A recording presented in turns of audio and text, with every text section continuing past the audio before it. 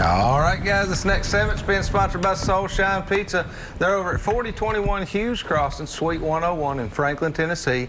Or give my buddy Steve Brennan a call, 615-379-7767. They can take care of all your catering needs. They have lunch specials Monday through Friday. Stop in there and talk to Steve and his crew and tell them thank you for all they do for us here at the show. All right, guys, I hinted earlier about a giveaway. So first thing we're going to do right now, 615-737-7767, and the fifth caller is going to get some packs of baits from BJ Lures.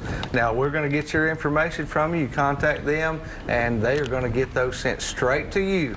Your fifth caller, 615-737-7767. So go ahead and be calling in for those, and we'll find out who the fifth caller is here in just a little bit. But y'all go on and do that. Thank you again to BJ Lures Absolutely. For providing those. Job. She does a great job, and again, just supporting the local company. And you can call and get custom, whatever you want, any colors, anything like that. You can find her on Facebook at BJ Lures, or you can call her the number we gave you earlier. You can see here on the banner. Yeah, that's right. On the banner, give them a call. 737-7767. 788-9293 is the number for BJ's Lures. So absolutely. Thank you guys for that.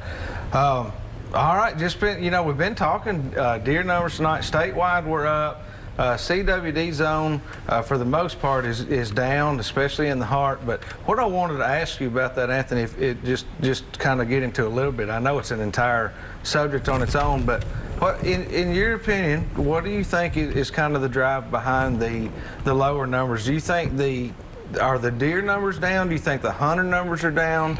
Do you think that hunters are just not wanting to harvest deer as much? Like, kind of what do you think is driving behind it? I think it's a combination of all. I mean, you'd be surprised at the people now. I mean, the processors are about full, and when the processors are full, a lot lot of people they just don't hunt. They just don't want to hunt because they don't have nowhere to go with it, and they don't want to go out just to kill a deer to be killing it when they don't have anything for it to go. Absolutely. That's one thing, and then it is.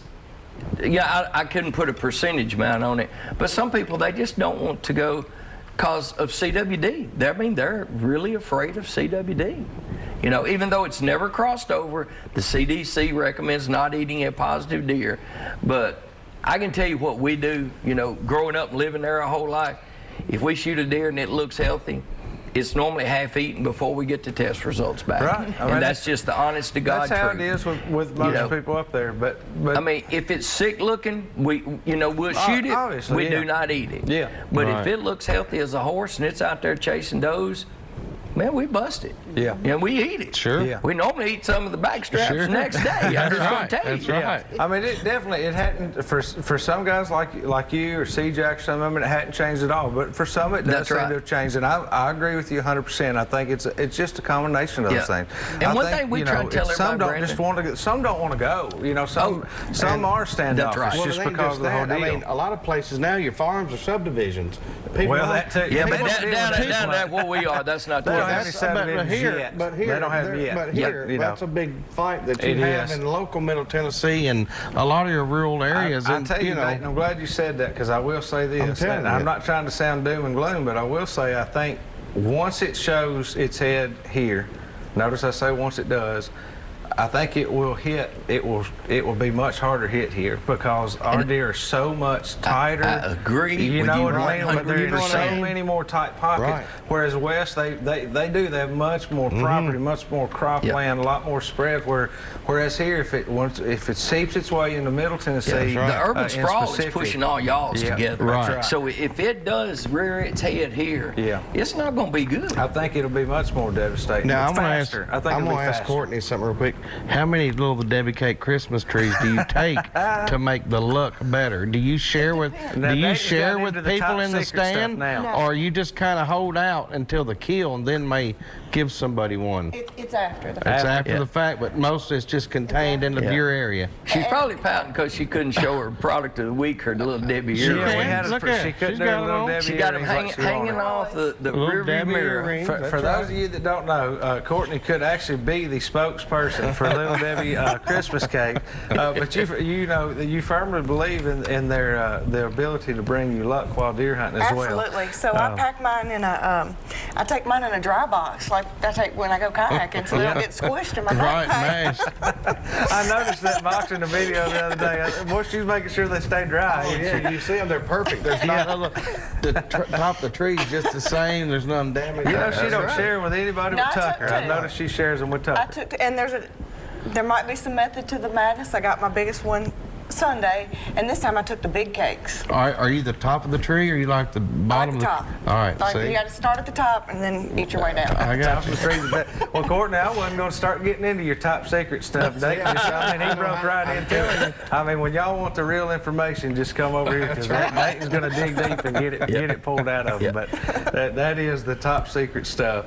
You know, we still have a lot of deer season left too, guys. We've still got over a month left coming up. To me, the best is coming. Man, the best is coming. That's right. In a lot of ways, the best is coming.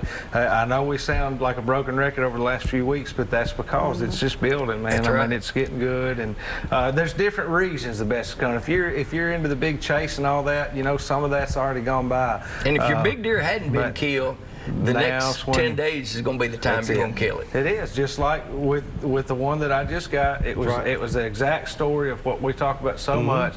Being patient. Wait a minute, he's locked down in there. Right. Let's get after him. You might think your deer's gone and dead, but he might be locked down 2 miles away and ain't nobody seeing him. That's exactly right. You know what's amazing too is he might be locked down 200 yards away. That's right. Yeah. And we're going to talk about. I'm telling you again, it's a very interesting story the way all that worked out. But I was literally hunting within a few hundred yards of this deer and couldn't get my eyes on him. I had to get within this area, and we'll talk about that. But yes, he might be in a very tight few hundred yards. If he's got food, cover, water, everything he needs, he's probably not going to go very far at all. And in that lockdown, no, he don't really need those things. He don't, and he's not worried about it. No, which is why they're losing weight the whole time. She's got to have them. Yeah, that's exactly right. I've got 2 days worth of probably a 6.5-year-old here in lockdown, and Brandon, it would come out in this. She would come out in this one food plot. He would come out and just lay down. And I mean, the only time he would get up and move is if she moved out of his sight and he got tired of looking back. He'd stand up, move around, and lay back down again. Now, if another buck come out in the field, now little dinks he wouldn't get up for. But if one that looked like it might challenge him, he would get up, pitting them ears back. And most time they would just be over that quick. They would just walk off. Well, guys, we're going to get ready to take another quick break. We'll be right back with some more Southern Woods and Waters.